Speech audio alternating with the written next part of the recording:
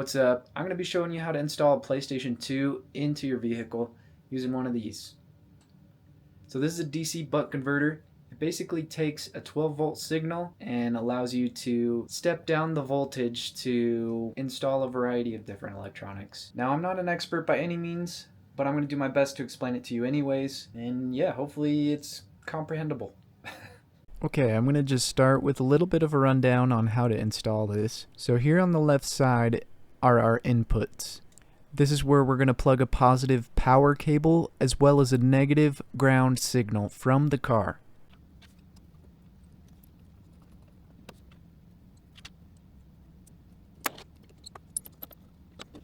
And as soon as you get it plugged in, you can see that it's showing the current voltage of the car's battery. If you push the button on the left side under the in-out, it will switch between displaying the voltage that's being received versus the voltage that's going out. As you can see, the unit is off currently, so there's very minimal voltage going to those ports. A press of the on button on the bottom left will activate the unit, and it will output the voltage that you've set the unit to. If we go ahead and take a look on the back side of the PlayStation, it'll show that it has an operating voltage of 8.5. To adjust the voltage, take a tiny flathead screwdriver and screw the CV adjustment clockwise for more voltage or counterclockwise for less voltage.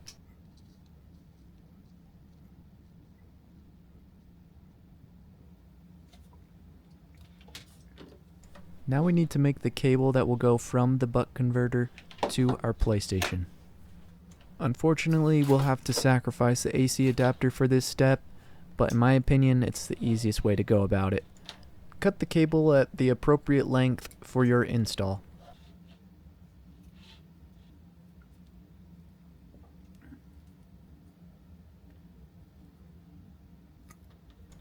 After stripping the cable, we're going to want to separate the two signals from each other. The bare outer strands of this wire are for the ground signal, and the inner insulated wire in between them is for the positive signal.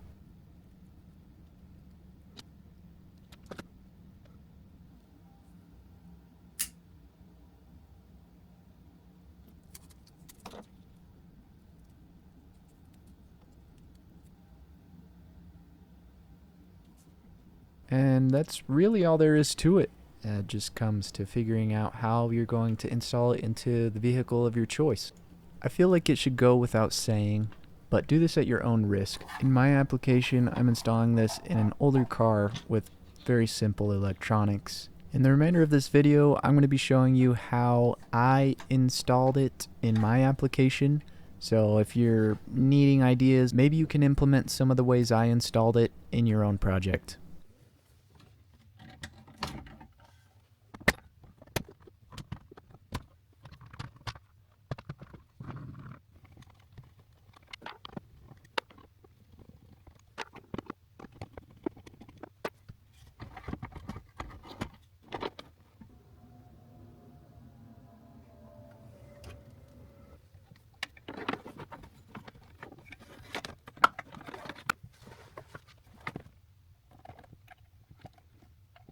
Got the video and audio cables in, and when you're hooking up your power, a lot of times with these head unit pigtails, there will be an extra main power, and also some extra accessories. You want to make sure that you take power from the accessory and not the main power, because the main power is always receiving a signal and it will kill your battery. The accessory will not draw power until the car is on. So take your accessory as well as a ground and route it towards where you're going to put your PlayStation.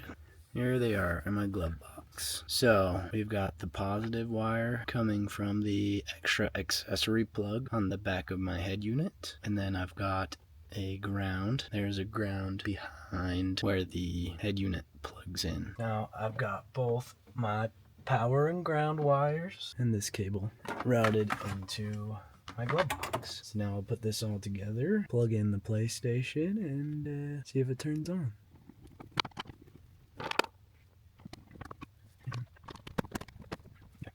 Okay, I'm gonna plug this in.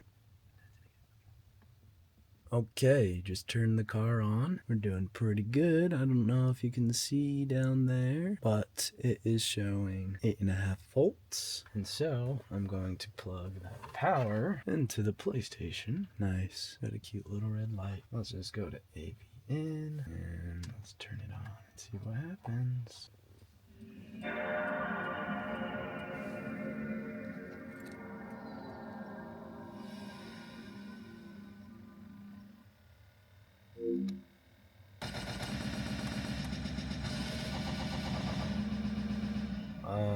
Great.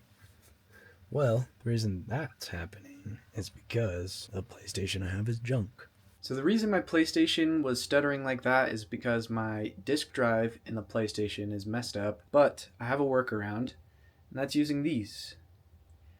FreeMC Boot and an MX4 SIO. Link these in the description. Basically, this allows you to play games off of a memory card. As you can see here, there's a tiny memory card, and there's already some games loaded on there, so I'll leave a link to those in the description. It will be an affiliate. It will be an affiliate link, so if you think Bezos has enough money, consider supporting me.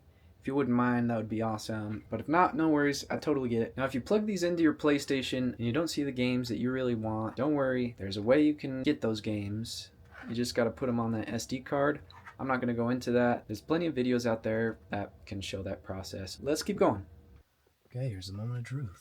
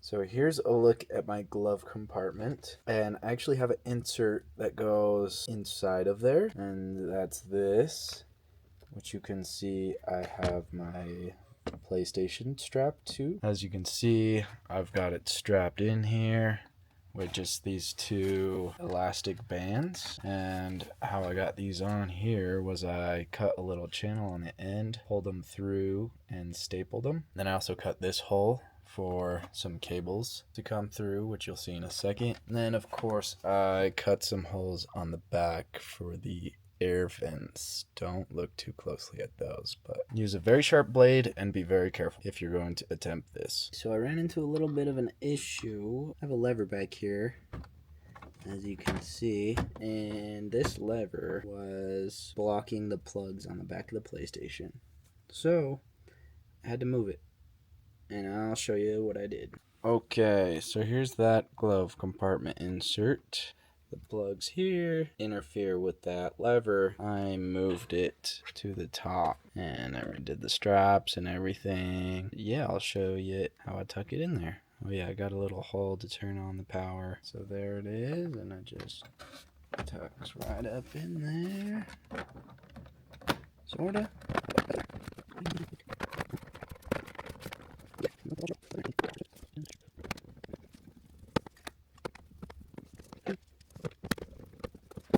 Alright, I believe everything is good now.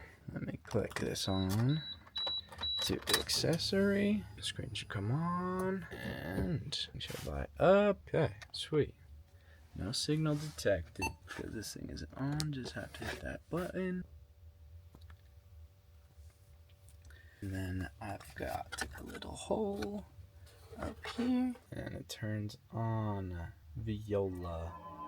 One of the biggest reasons I installed the PlayStation 2 in my car is because there's a game called Gran Turismo 2 where you can actually race a Suzuki Wagon-R, which is the car I installed it into.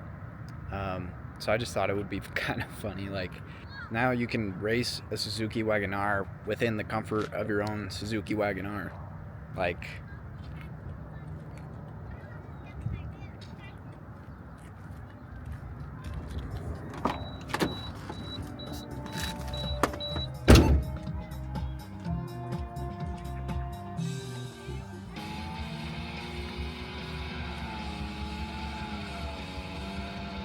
I don't know.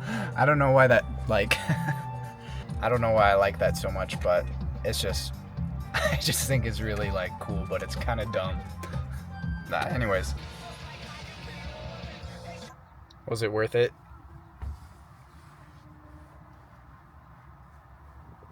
Yeah, I think so.